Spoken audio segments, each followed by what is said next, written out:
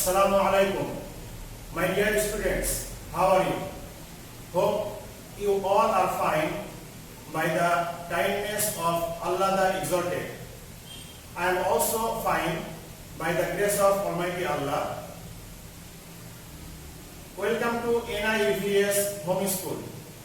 This is Wahid Nur, Assistant Teacher of Islamic Studies, National Ideal English Version School, Basic.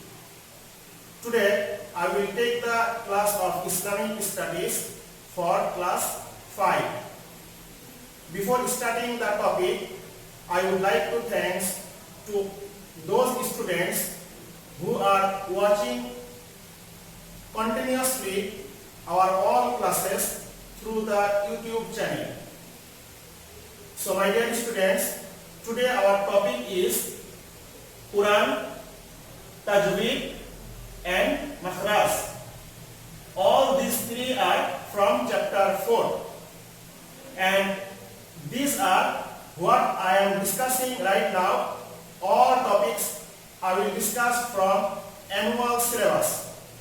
My dear students, from today we are studying the annual syllabus, and this is your first class. Okay. First of all, there is some information about the Al-Quran. I written there, Al-Quran is the messages of Allah or Kalam, Kalamullah.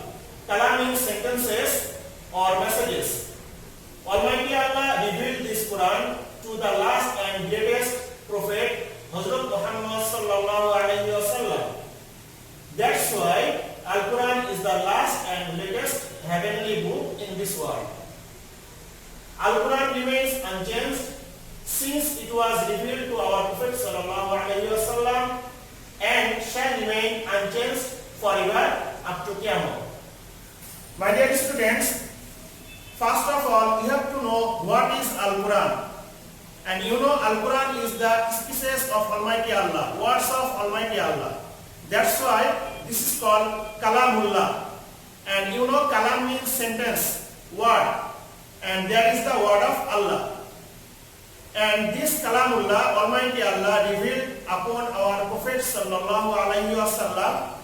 And our Prophet sallallahu alaihi wasallam was the last prophet. And that's why this Kalam is the last heavenly book. And this Kalam, I mean the Allah's speech, the Holy Quran, remained unchanged when it was revealed. And up to the Qiyamah, it will be unchanged forever. Okay, my dear students, Allah says about the Holy Quran, I written there the meaning, but the Arabic is A'udhu billahi minash shaitanir rajim, Inna nahnu nazzalna dhikra wa inna lahu lahafizun. It means I have revealed the glorious Quran and I am its custodian too. And means Almighty Allah is saying about Himself. Allah has described many rules in the Holy Quran so that human beings can achieve success and progress in the society. And therefore, there are 4 aims or goals in the recitation of the Holy Quran. Number 1 is to recite correctly, to understand its meaning. Number 2. Number 3 is to do the bindings of the Quran. Binding means command, orders. And number 4, to refrain from what He has forbidden. My beloved students, what Allah instruct, order and made the rules, all are only for our success. So if we follow the Allah's orders, rules and regulations, then we will be success in our worldly life and in the next life also. And we will be more progress, develop ourselves. And there are 4 aims for reciting the Holy Quran. Aim means goals. Number 1 is to recite the Holy Quran, correctly. Number 2 is when you will recite, you should try to understand its meaning. Number 3 is to do the bindings of Allah's, the Quran. It means you will follow the commands of Quran. I mean what Allah said for following. And last number, to refrain from the all type of forbidden things. I mean, what Allah said for not doing, we will follow, we will aloof ourselves, we will refrain from ourselves from that bad works. Well, students, now I will discuss what we will know by reciting the Holy Quran. If we recite the Holy Quran, what about we can be informed? I repeat there 5 sentences. Number 1 is we will know about Allah, His messages and His messengers. Messenger means the prophets. And then number 2, we will know about Allah's angels and the life after death.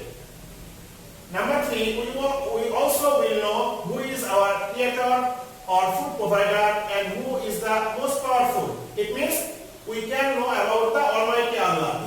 These are all attributes of Almighty Allah. Number 4, we can know whose orders we will obey and whose orders will not obey. And last number, how to achieve the success and reasons of failure in this world. So, students, if we recite the Holy Quran correctly and with the meaning, then we can inform about this type of information. Students, see, there are given some questions which are related to this discussion. Number 1 is why the Quran is called Kalamullah and why it is the last heavenly book, and there is the answer. Number 2, when human beings will get success in the worldly life, there is the answer. Number 3, write about the Holy Quran in 3 or 4 or 5 sentences. If you write from here any of the 3 or 4 or 5 sentences, that will be better. Number 4, how many are the goals of reciting the Holy Quran and what are they? There are 4 goals, 4 aims.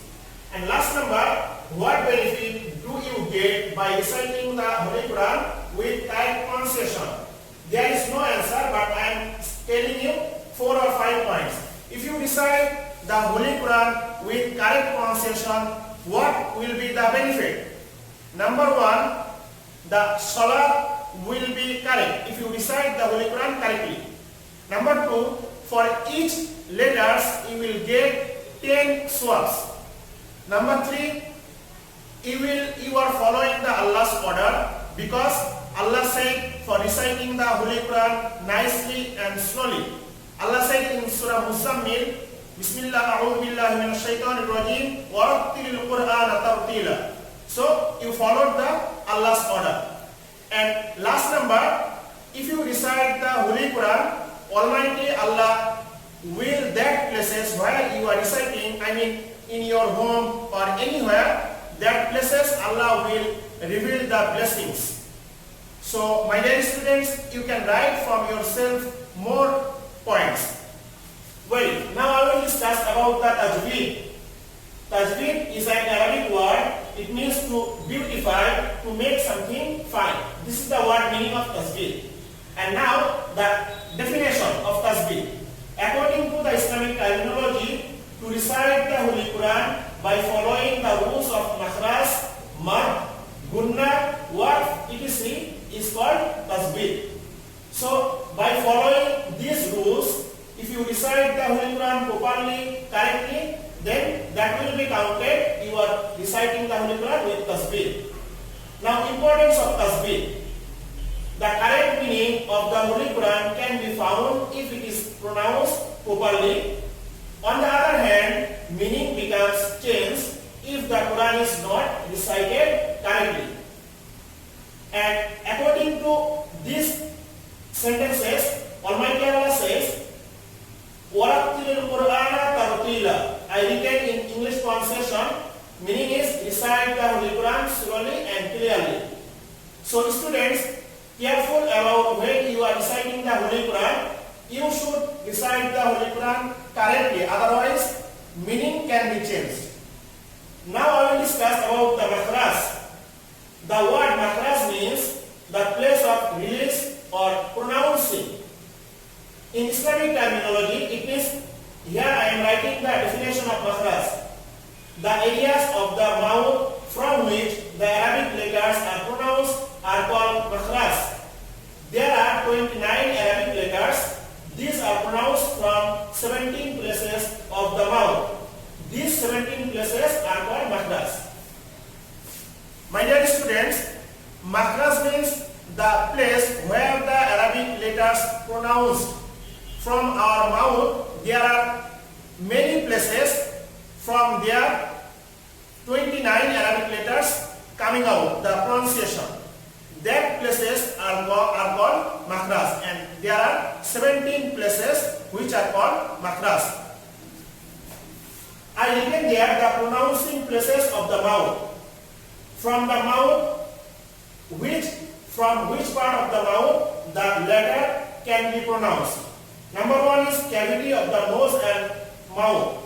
Cavity of the nose and mouth. It means some letters come out, the pronunciation will be from the mouth cavity from here, or some will come from the cavity of nose. Okay. Number 2, tongue, palate and uvula. Students, you know what is tongue? Palate is here. This is called palate. And uvula is the small tongue in the mouth. And then number 3, base, middle and end part of the larynx. First, middle and end part of the larynx means this part. Throat, the vocal cord. These are called larynx. And then number 4, upper and lower lip. You understood, I hope. And then number 5, 2 teeth of the upper and lower jaw, etc. 2 teeth of the upper and lower jaw. Jaw means this part. It's called jaw. So upper and lower, these 2 teeth, from there some letters pronounced. My dear students, this was your discussion. Now I am writing HW. You will do the HW.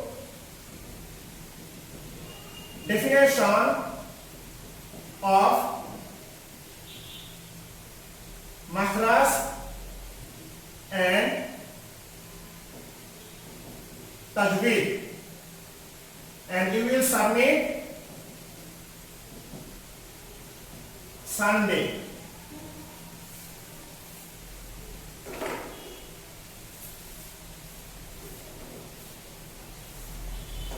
So my dear students, I hope all of you understood my discussion. Keep practicing, learning and writing to abide by your parents. See you later. Inshallah. Assalamu alaikum.